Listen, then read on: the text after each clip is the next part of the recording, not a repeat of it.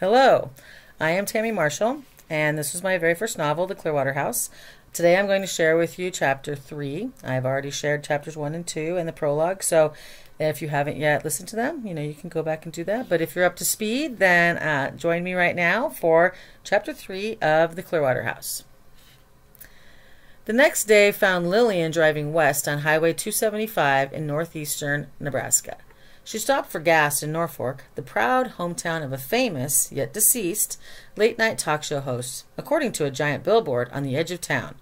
She had loved to stay up late to watch his animal segments when she was a child.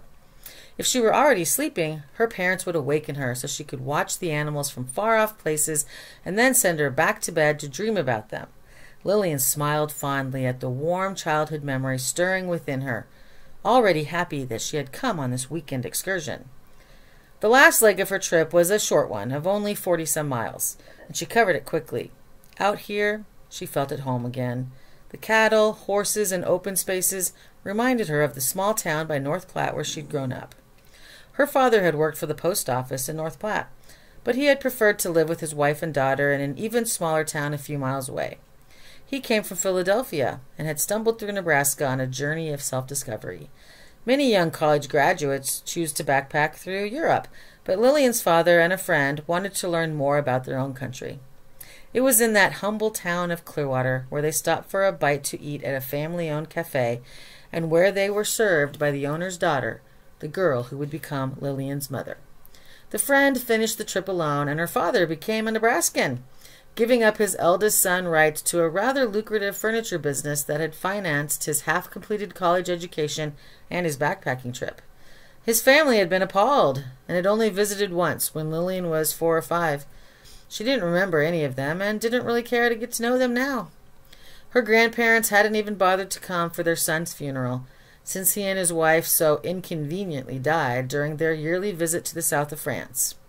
They'd sent flowers and had called, but she'd had nothing to say to them, and since they'd been out of contact with their son for so long, he was like a stranger to them.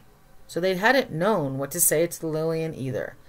Since then, she'd put them so completely out of her mind that she often forgot she had family in Philadelphia.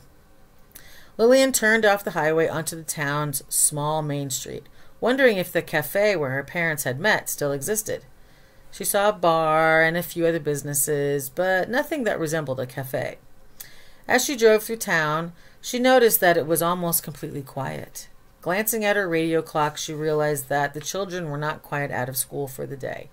In another half hour, there would be much more activity as the final school bell rang and the tiny town's children reveled in the fact that it was a Friday, the beginning of a weekend. Lillian headed south out of town for about half a mile before she was forced by a curve in the road to turn west. She drove for a few miles and then turned south onto a gravel road. She followed this for 4 miles, each mile distinguished by a crossing of an east-west road. Then she turned west once more and drove a quarter of a mile to an unused lane beside a faded mailbox, which had at one time proudly displayed the owner's name. Now its pole was tilted, and there was a large dent in the side of the mailbox where someone probably had taken a passing swing with a baseball bat. She paused for a moment at the entrance to the driveway. It curved to the left and disappeared behind a thick shelter belt of trees, obscuring the house and buildings from her sight. She took a deep breath and looked in the rearview mirror as a tractor rumbled past pulling a load of hay. The driver waved a hand in a friendly greeting, and Lillian rolled down her window to return the gesture. Her eyes then fell upon her painting, carefully stashed in the back seat and covered with a protective sheet. All it needed were a few finishing touches, but she'd neglected it for months due to being overworked, spending her spare time with Brad, and a general feeling of malaise that left her uninspired. Hoping these few days alone might reawaken her muse, she'd brought the painting along, and as an afterthought, she'd thrown in some blank canvases. Just in case, she told herself, just in case. Lillian gathered her courage and drove forward slowly, allowing her surroundings to sink into her senses. There was a short open space between the main road and the line of trees in the shelter belt, and in this space was a wide, low ditch in which a little stagnant water was standing. She remembered her grandfather once complaining about the high water table here and how it took longer for melted snows and rainfalls to sink into the ground. Suddenly, she found herself enclosed in a cool semi-darkness, and as she passed under the canopy of branches and leaves from the thick cluster of trees. Just as quickly, she was squinting in the bright sunlight as she left the shelter belt and rounded the curve for her first glimpse of the house. It was just as it had been in the photo, only now she could see that it was painted a light blue with a darker blue trim, or at least that it had been those colors at one time. Much of the paint was gone or peeling, and there was a colony of mold living under the eaves. She followed the lane as it led her to the back of the house where it divided, one path leading to the unattached garage and the other continuing past a couple of outbuildings and into a field. She stopped her car directly behind the house and shut it off. Removing her sunglasses, Lillian took a good look around and liked what she saw. Sunlight slanted through the trees to her left and shone brilliantly upon the bean field in front of her. Wildflowers grew abundantly everywhere, vying with the thistles and other weeds to become masters of the untended yard. Stepping out of her car, she was immediately struck by the silence of the country, a silence that isn't really silent. Birds twittered in the trees, bees droned around the flowers gathering nectar, and there was a babbling of water coming from her left, indicating the location of the stream she'd read about in the file. Beyond the immediate vicinity, she could hear cows mooing across the road, the hum of a tractor, and a man intermittently yelling some words of encouragement at the cows to start them on their way back to the barn for the evening milking. She smiled at the peacefulness of the area and gave thanks for having escaped the late afternoon Omaha traffic for a day. The thing she most hated about living in a city was the traffic, especially the two interstates she had to take to and from work to avoid the snail-paced bumper-to-bumper downtown traffic. Some days she didn't know which route was the lesser of two evils. Approaching the back door, she saw two window flower boxes, one on each side of the door. She peered into the one on the right, but saw only dead leaves and leftover dirt. Unfortunately, that's exactly what she saw on the other one, too, so she forced herself to reach into the mulch and feel around. With relief, she found the key after a brief search and knocked the encrusted dirt off of it onto the iron stair railing. After brushing her hands off on her jeans, Lillian unlocked the door. It gave with a light push and a loud squeak, the unused hinges expressing their resentment at being awakened from a long slumber. The back of the house held the kitchen, as she had speculated, and she walked into a musty room that still contained a table and two chairs near a pot-belly stove. The few counters were covered in the thick dust of many years, and she couldn't resist drawing a quick smiley face in it. Her momentary youthful enthusiasm was squelched as she noticed the numerous mouse droppings in corners and all over the floor. "Yuck," she said out loud and shivered in revulsion. "Mice! I didn't even think about that." She shrugged her shoulders and decided that she might as well look over the rest of the house and not let a few, or possibly 1,000, mice stop her. Off of the kitchen area was a large room that must have doubled as a pantry and a washing room due to the abundance of shelves along one wall and the large rusted basin taking center stage. After the kitchen, she came to a hallway that led alongside of the stairway to the front door. On both sides of the hallway, she found rooms of similar proportions. One contained a rather detailed yet small chandelier and a built-in hutch, so it had obviously been designed as a formal dining room. At the front of the house, in this room, was a large window covered partially by faded and torn curtains. Two large padded armchairs faced each other in front of the window. Lillian easily imagined former occupants enjoying the morning sun while sipping their coffee in these chairs.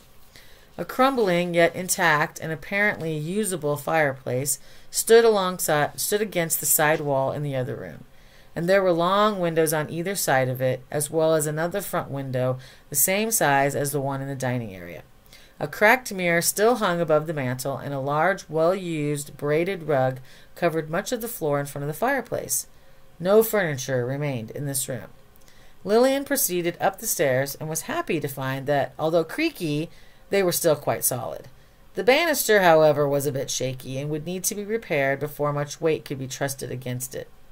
The stairs opened onto the back side of the house, and there she discovered a door to a small balcony, which she had failed to notice earlier. Peeking out through the dirty, bare door window, she realized this balcony sat directly over the roof of the back door. From there, she could turn left or right into bedroom doorways. Inside of each, she found that there was another room beyond that overlooked the front of the house, making 4 small bedrooms in all.